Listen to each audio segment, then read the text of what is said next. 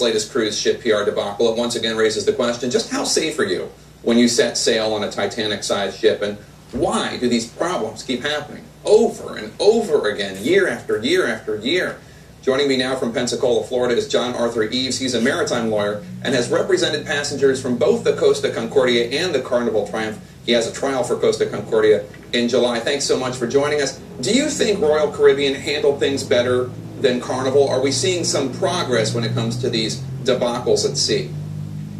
Well, there's no question that they handled the situation after the fire better than Carnival, but the real problem is what caused the fire to begin in the first place. And we know that that is because that basically just like you have a tune-up for your car, this industry is not regulated, it is not controlled, and it is not responding to the insurance industry, so that it's a race to the bottom, so that they just basically take these vessels, they bring them into port, they unload them with passengers, they refuel and restock the pantry, but then they turn right around without giving them the service to these engines that they need.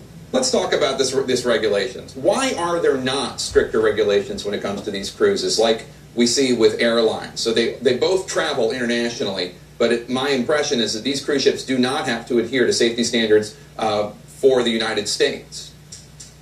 Well, the problem here is that it's governed by international treaty, and there's a lot of gaps in those treaties because nations have really resisted not passing laws because they move in between these states. The problem is that the U.S. has tried to control it, but these vessels are really a subject of the individual states that flies the flag. In other words, this vessel here was a Bahama vessel with a Bahama flag.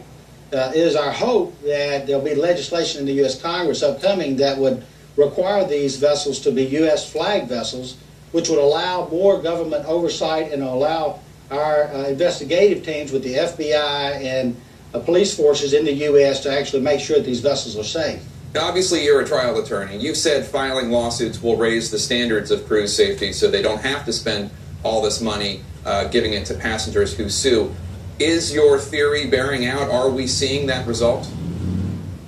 Well, I think we will see the result. Our first trial for the Costa Concordia tragedy is July 23rd, and we're asking for American values for the value of life of those passengers.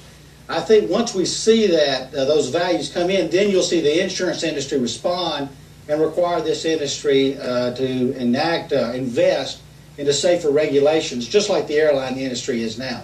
It's amazing to me. You see these incidents happen every 2 or 3 weeks. There's another horrible incident, and it's somebody's really going to have. There's going to have to be some horrible disaster before somebody actually does anything about this. Hopefully, I'm wrong. John Ivs. Thank you. Thank you so much for your time. Coming up, if you're worried about eating genetically altered food.